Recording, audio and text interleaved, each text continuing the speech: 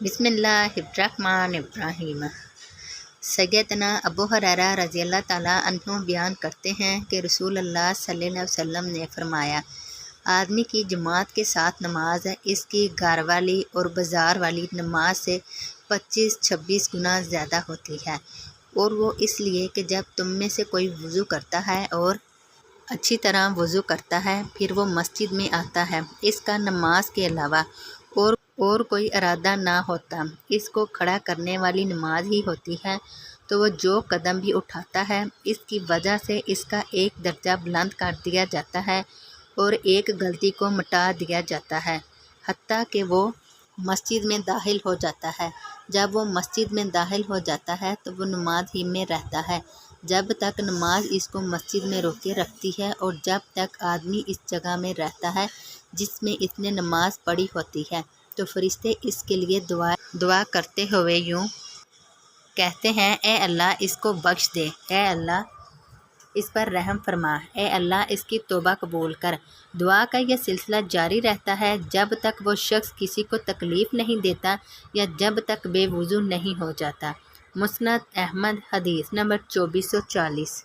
सैयदना अब्दुल्ला बिन मसूद रज़ी अल्लाह ताला अन्हो कहते हैं, जिसको ये बात खुश करती है कि वो कल अल्लाह ताला को बहैसियत मुसलमान मिले, तो इसको चाहिए कि वो फ़र्ज़ नमाज़ों की हिफाजत इस मुकाम पर करें जहाँ इनके लिए बुलाया जाता है, क्योंकि ये हिदायत के तरीक़ों में से है, और बेशक अल्लाह ने अपने नबी के लिए हिदायत के तरीक़े मुकर्रर किए हैं।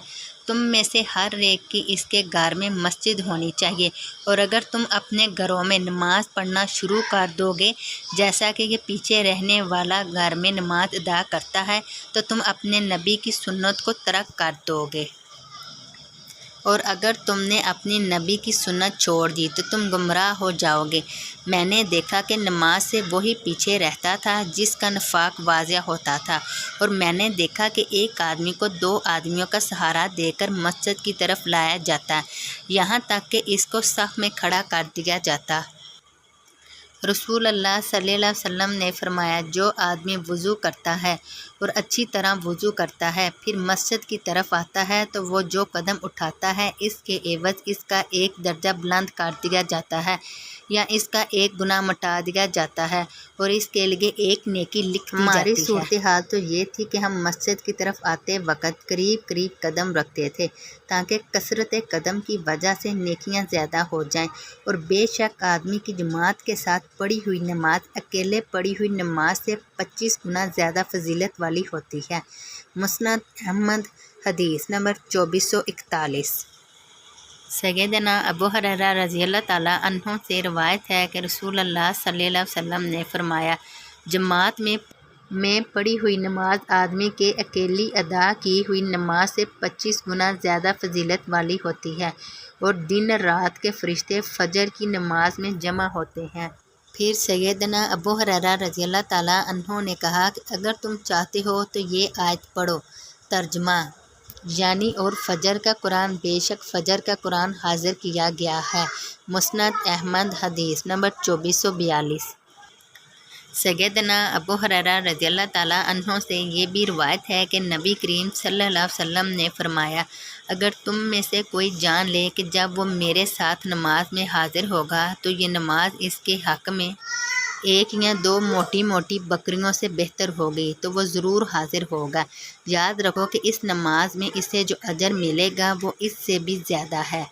मुस्नद अहमद हदीस नंबर 2443। हज़रत मालिक बिन अनस रहमतुल्लाह अलैह मुरसल रवायत बयान करते हैं कि रसूलुल्लाह सल्लल्लाहु अलैहि वसल्लम ने फरमाया, मैं तुम में दो चीज़ें छोड़ कर जा रहा हूँ, बस जब तक तुम इन दोनों पर अमल करते रहोगे तो कभी गुमराह नहीं होगे, यानी अल्लाह की किताब और इसके रसूल की सुन्नत। मुश्कातुल मसाबी हदीस नंबर 186।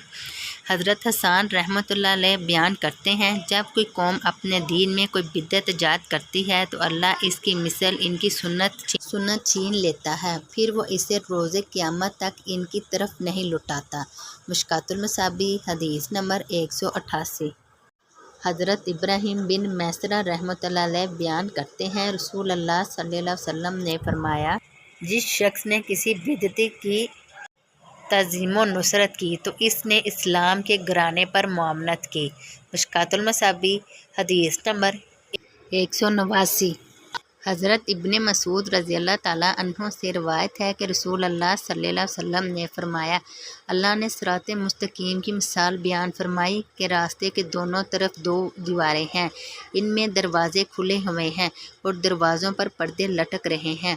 راستے کے سرے پر ایک دائی ہے، وہ کہہ رہا ہے، سیدھے چلتے جاؤ، ٹیڑھے مت ہونا، اور اس کے اوپر ایک اور دائی ہے، جب کوئی شخص ان دروازوں میں سے کسی چیز کو کھولنے کا ارادہ کرتا ہے تو وہ کہتا ہے، تم پر افسوس ہے، اسے مت کھولو، کیونکہ اگر تم نے اسے کھول دیا تو تم اس میں داخل ہو جاؤ گے۔